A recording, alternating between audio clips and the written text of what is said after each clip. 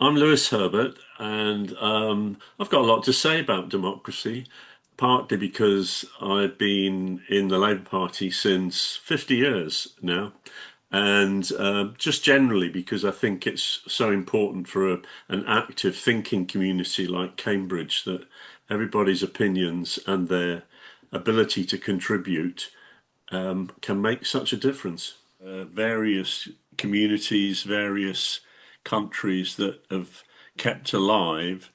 Really, the spirit that everybody has a say in a real way, and you can see the difference that's made. So it starts in communities, it includes countries. It's about ensuring that everybody has an influence on how the country works, and that they're happy basically. So it's both everybody influencing, but also the outcomes being fair and making people feel happy. So I would say that the happiest countries are the ones where there's the greatest democracy. Well, I actually remember being in a school play yard, 1966, before many people who might be listening to this were around, and I knew that what my broad politics were. I kind of inherited them, but I'd already started forming opinions, and I became a councillor early. So in London, I was a councillor at 24 on quite a powerful council, the Greater London Council. So my constituency was the same size as an MP's, about 80,000 people. So, so yeah, I think people have got to engage. I think one of the problems is, in addition to apathy, is that people just don't engage. So if people don't engage, they leave it to others. And that was where I was one of those others. Um, so yeah, 25 years as a councillor. Yeah, I'm probably more political now than I've ever been, but I don't think my views are much different than they were, not necessarily when I was 11, but certainly when I was 20. uh, People can judge any councillor or politician about how they work. I would say that I was inclusive and I wanted to share power. So one of the big issues is that power is concentrated in too few hands. That's always been the way, but it's even more worrying now. So yeah, what have I done? I've supported a community upwards approach on a range of issues. I particularly argued for proportional voting, and whilst some people think that that's a weird and esoteric idea, I think we have a power system which is we're a big country. That's a dangerous thing. It means that we're very distant from power. It means that those that are greedy for power, particularly in London or rich and powerful, can kind of work in a different world from the rest of us. Um, and I think we're in a very dangerous position politically, and because people are feeling disenchanted. You just look at the reform vote, and a lot of that is to do with the fact that people feel left behind and they don't respect the politicians.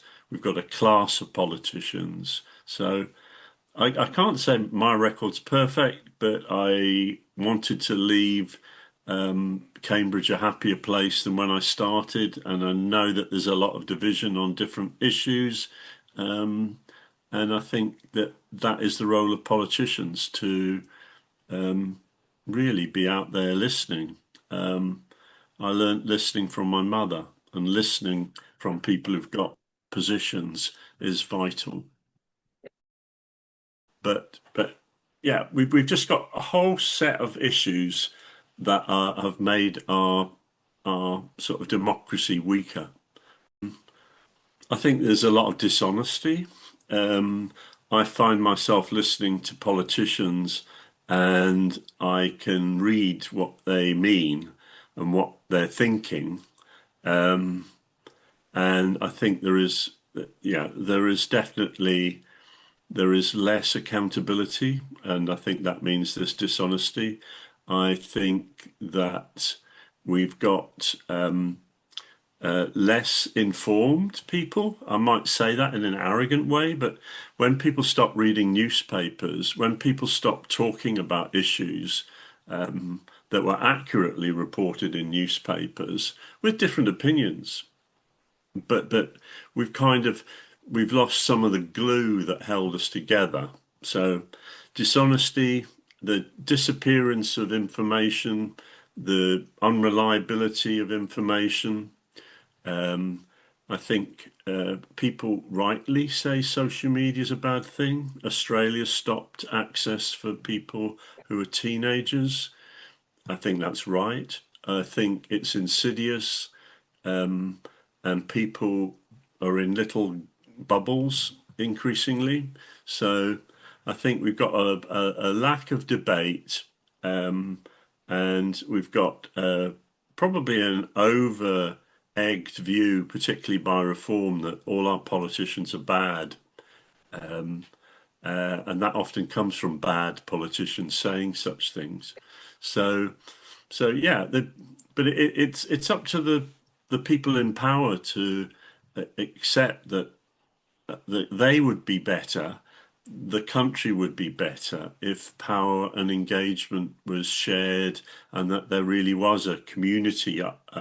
So even in our local communities, we feel that we've got a say, and then all the way up, we've got a system. So the political system is staffed by people who try, but who are often they don't have as much life experience as I would hope. I might say that as an older person, but we have a parliament before the election, but after the election that has got a political class, and they judge themselves, some of them, as very superior.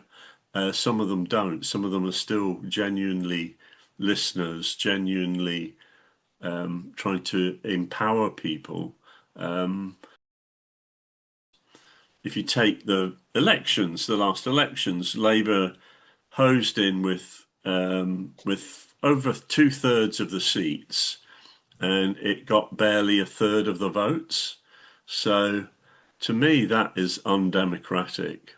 And I've held that view for 50 years that we need to have a political system that means that all sorts of different people, different ethnicities, different personalities, lower income people are at the table. And at the moment, we've basically we've fallen into a system which is really at risk. And so, if there was a swing back the other way and reform won 400 seats with 30% of the vote, I'd be very worried. I mean, that was the way. I'm not comparing Farage to Hitler, as he is completely different. But fascist states come from sort of tides of opinion, and you never get any democracy sometimes after you get certain people in power. Just look how Trump behaves. Actually, if you quantified how much time people spend talking about politics and about how why the country should be better, how it should be better, my contention would be that 50 years ago or 80 years ago was when the first proper Labour government was elected in 1945. Yeah, the 30s and the 40s, people really did take a long time making up their mind. They really did understand both UK issues and also international issues. So I think it's a rebirth is needed. So I think there's a whole range of threads that in a practical way, not in an idealistic way, we could get politics to be working for people again. Teachers, schools like Long Road, I think have had a really successful record of sort of basically just helping people form opinions I'm a total supporter of 16 plus voting, but it can't just come by itself. I think there needs to be a very balanced approach in just developing people's understanding of politics. I can remember I can remember people coming to me, and I'm not saying that people regularly did it, but I can remember in general elections, people they could be as old as 22 and they'd never voted, and either talking to people on the doorstep or actually like a few people here or there ringing me up at the time of a general election saying, how do I make a decision? I feel the weight on my shoulder, um, but nobody's really helped me form opinions. I'm inferring, and yeah, so definitely engage people younger, talk about the issues that matter to them, um, help them form opinions. Definitely don't try and tell them how to think. Some of it can be light-hearted, put together in the right way, an online quiz. But it's you really need to have people of principle putting the material together. And if you do look at, yeah, the amount of lies that get told now, and the classic is Trump with his statement that is fake news. Well, what that is, when he says that is fake news, that is truth that I deny. So so words are being completely twisted and mangled, and there's an increase. Yeah, I mean, you look at Trump and the billionaires in America, you look at the impact in the Britain of people of great wealth, the power they've got of owning the media, not just Murdoch, but almost all of the media, is quite insidious, and they've got a huge agenda and little care for actually helping people understand. The fact that immigration is now the biggest issue in the country, ahead of education, ahead of the economy, ahead of anything. Um, and I'm not saying that it's been done right. We clearly have a lot of really angry people of my generation, I have to say, and they feel that the country isn't what it was 40 years ago, 60 years ago. But yes, people have been able to manipulate a few issues, and everything is blamed, like the housing shortage. Oh, it's immigration, lack of jobs, immigration, cost of the government spending, immigration. I mean, but it's not true. But it just demonstrates how, because we haven't had a thriving democracy, we're at risk. I think we've got to come up with a more regulated system of not regulated, but sorry, more reliable system of information, because we are literally on the edge of just a complete information war with a huge amount of falsehoods um, dominating a rational approach. And yeah, what's the best for our children? What's the best for our city? I would start, I mean, with communities. I Do people feel they're part of a community? Um, do they feel that the community is what they want? Is it safe enough? Is it engaged enough? Are they left alone enough? Can they get about? So I think I would say I want to see local government reorganised, because I don't think it's been working. But I would want to see a big thread in the new organisations of helping local communities, and genuinely having a wish to go not maybe down to street level, but definitely groups of street level. I think in doing that, and in also ensuring that that's a way of engaging younger people, I think that there is something where immediately people talk more as well as they're going to have a say about their area. So I think that that's definitely one of the threads. Um, but just on that proportional representation, if people can vote with both their heart and their head in a system which they can quite clearly, without any fear, say, I believe in, I'm a Green, or I believe I'm a Labour, or a Lib Dem, or a Tory, or a Reform.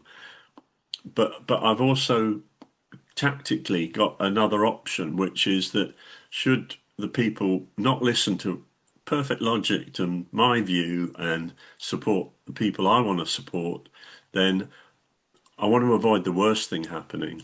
Um, and so that's where for me a proportional system, even if it was just like a 1, 2, 3 system, um, just it enables people to vote for who they like. I mean, there's a new party that Jeremy Corbyn is setting up. Personally, I don't agree with it. Personally, I believe that it's a risk, particularly when you've got a system which can elect 400 MPs from people who only get a third of the vote. So, so yeah, I, yeah, as I've said, I strongly believe that the voting system needs to change, and that is one of the ways that people will actually see the results, see better policy development from the party or the group of people they really support, and overall the country will be better run.